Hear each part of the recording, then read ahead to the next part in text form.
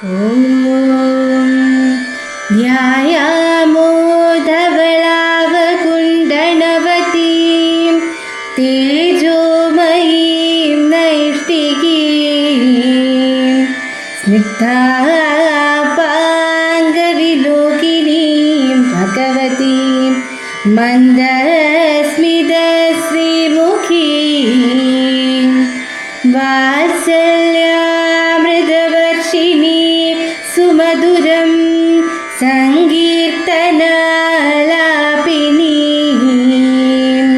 ശ്യാമാംഗീം മധുസിക്തസൂക്തിം അമൃതാനന്ദാഗ്നികാം ഈശ്വരീം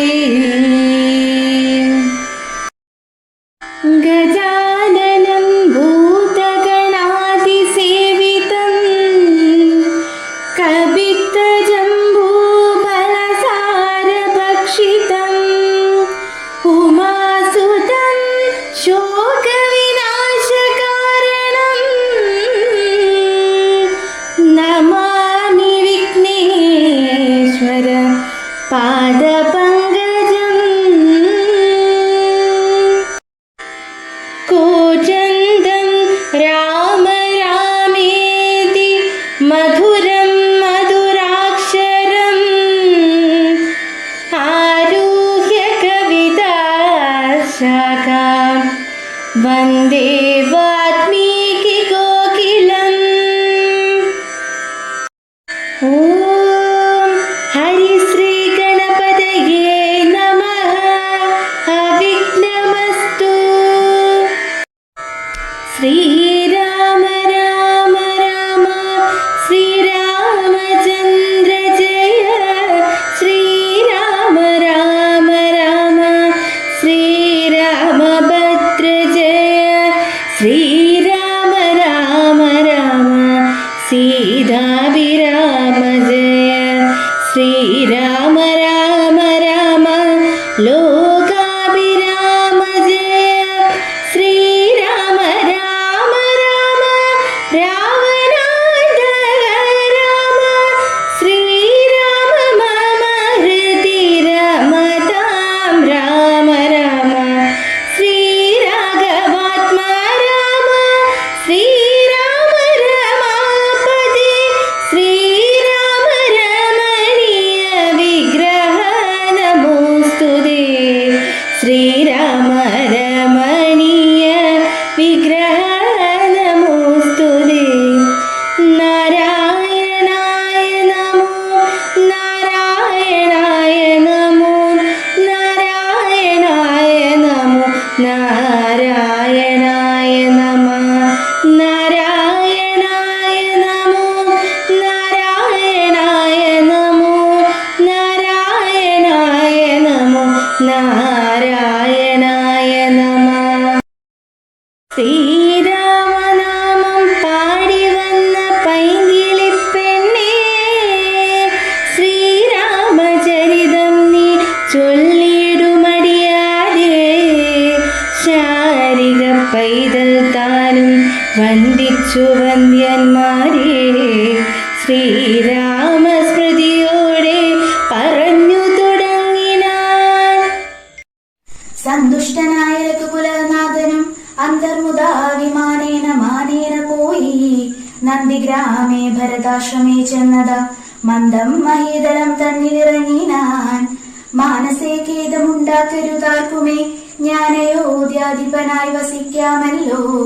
എങ്കിലതിനൊടുക്കി കൊല്ലാമെന്നു പങ്കജലോചനാനുഞ്ജയ സംഭ്രമാൽ.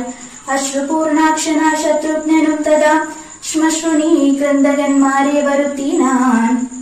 സംഭാരവും അഭിഷേകാർത്ഥവുമേവരും സംഭരിച്ചിടിനാനന്ദചേതസ. ശ്രീരാമദേവനും ലക്ഷ്മണനും പുനരാരൂഢമോദമലങ്കരിച്ചിടിനാർ. ശോഭയോടെ ഭരതൻ കുണ്ടലാദികളാൽ ആഭരണങ്ങളെല്ലാം അനുരൂപമായി. ജാനകി ദേവിയെ രാജനാരീജനം മാനിച്ചലങ്കരിപ്പിച്ചാരതിമുദാ. രത്നസിംഹാസനെ രാമനെയും ചേർത്തു പത്നിയെയും വാമഭാഗേ വിനിവേശ്യ. വാമദേവൻ മുനിജാബലി ഗൗതമൻ വാൽമീകി എന്നിവരോടും വസിഷ്ഠനാം ദേശികൻ ബ്രാഹ്മണ ശ്രേഷ്ഠരോടും കൂടി ദാശരഥിക്ക് അഭിഷേകവും ചെയ്തിതു. പൊന്നിൻ കലശങ്ങളായിരത്തെട്ടും അന്യൂന ശോഭം ജപിച്ചാർ മരകളും. നക്തഞ്ചരേന്ദ്രനും വാനരവീരനും രത്നദണ്ഡം പൂണ്ട ചാമരം വീയിനാർ. ശത്രുഘ്ന വീരൻ കുട പിടിച്ചിടിനാർ, ശീതീയരു ചീടിനാർ. ലോകപാലന്മാരുപദേവതമാരും ആകാശമാർഗെ പുകഴ്ന്നു നിന്നിടിനാർ. മാരുതൻ കയ്യിൽ കൊടുത്തയച്ചാൻ ദിവ്യ ഹാരം മഹേന്ദ്രൻ മലുകൂലനായതു. സർവരത്നോജ്വലമായ ഹാരം പുനരുർവീശ്വരനും അലങ്കരിച്ചിടിനാൻ. ദേവഗന്ധർവ സരോദന്തവും ദേവദേവേശ്വരനെ ഭജിച്ചിടിനാർ. പൂർണ്ണഭക്ത്യ പൂർണ്ണവൃഷ്ടിയും ചെയ്തു കാരുണ്യനിധിയെ ഭജിച്ചിടിതെല്ലാവരും.